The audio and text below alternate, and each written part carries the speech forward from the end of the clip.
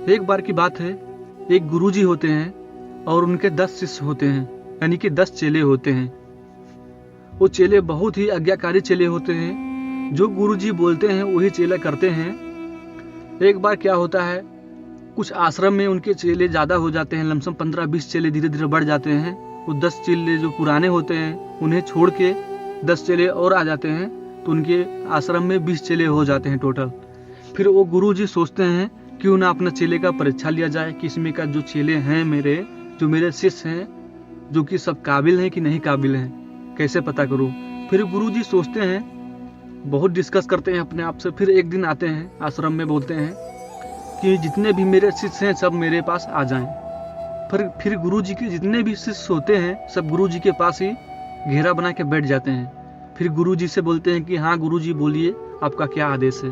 फिर गुरुजी बोलते हैं कि मेरे शिष्यों, आपके आज जितना भी काम है पूरा काम कर लो आश्रम का। आप आज जितना आश्रम का काम है, जो काम आप लोग को सौंपा गया है आश्रम का, पूरा काम कर लो।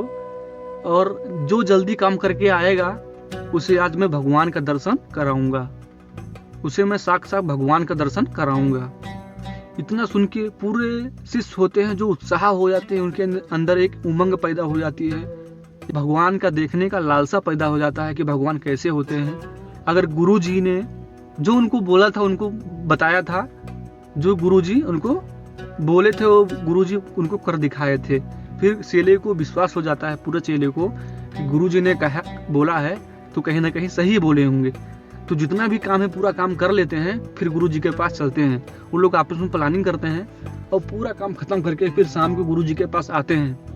फिर गुरुजी से बोलते हैं कि हाँ गुरुजी, आप बोले थे भगवान का दर्शन कराएंगे, सो भगवान का दर्शन हमें कराइए। फिर गुरुजी बोलते हैं ठीक है, आज शाम को तो नहीं करा पाएंगे, कल सुबह जितने भी हमारे चेले हैं कल सुबह आके हमसे मिलो, मैं आपको भगवान का दर्शन कराऊंगा।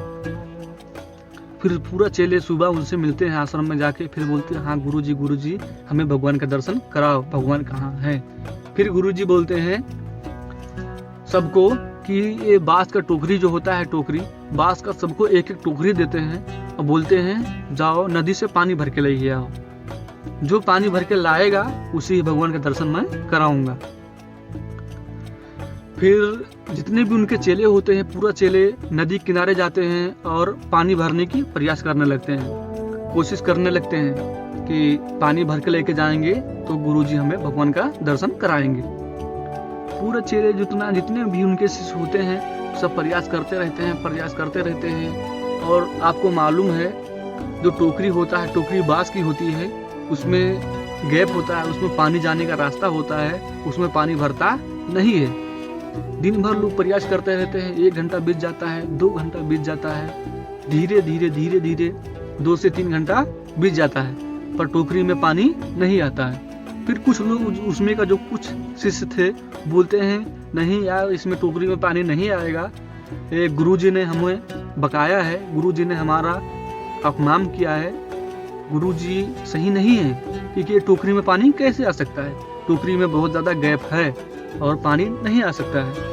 कुछ लोग ऐसा बोल के वहाँ से चले जाते हैं, पर उनका जो एक चेला होता है वो नहीं जाता है, वो बार बार प्रयास करता रहता है। उनके भी कुछ दोस्त थे जो नहीं गए थे, वो भी दोस्त लोग भी प्रयास करते रहते हैं। फिर उस व्यक्ति से बोलते हैं, जो उनका एक शिष्य था, बहुत अच्छा था, बहुत ज़्यादा आज्ञाकारी था, उससे बोलते हैं कि नहीं चलना पड़ेगा हम लोग को भी, क्योंकि इसमें पानी आने वाला नहीं है। जाके गुरुजी से बताएं कि गुरुजी इसमें पानी नहीं आएगा नदी का, इसमें इतना ज़्यादा छेद है तो पानी कैसे आ सकता है, पानी निकल जाता है। फिर वो चेला बोलता है कि नहीं, गुरुजी ने अगर बोला है कि टोकरी में पानी आएगा तो पानी आएगा, मैं पानी भर के ही जाऊँगा। ज़्यादा दिन हो जाता है, ज़्यादा देर हो जाता है, 3 से 4 घंटा बीत जाता है, 5 घंटा बीत जाता है, ऐसे 6 से 7 घंटा बीतने लगता है, शाम होने लगता है, जो कि सूरज होता है और ढलने वाला ही होता है।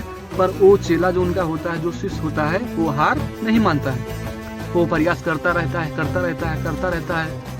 फिर जितने भी उनके चेले थे सब गुरुजी के पास जाते हैं कि गुरुजी उस टोकरी में पानी नहीं आया है। तो बोलते हैं कि जो और एक शिष्य है वो कहाँ पे है, तो बोलते हैं गुरुजी वो शिष्य आपका जो पानी में अभी वहाँ पे नदी में पानी भर रहा है। ऐसा बोलता है गुरुजी से। फिर गुरुजी बोलते हैं ठीक है, आप लोग जाओ अपने अपने आश्रम में रहो, मैं बुलाऊंगा तब आप लोग को आना है। फिर वो लोग सब अपने अपने आश्रम में चले जाते हैं, पर वो लड़का बार बार प्रयास करता रहता है। और आपको मालूम होगा कि बांस की जो लकड़ी होती है, अगर बांस की लकड़ी को एक जगह पर धर दिया जाए, पानी में डाल दिया जाए, अगर उसमें गैप है तो धीरे धीरे वो बंद हो जाएगा, क्योंकि बांस की लकड़ी पानी में फूलने के बाद पानी से फूल जाता है, फिर उसका जो गैप होता है थोड़ा कम हो जाता है।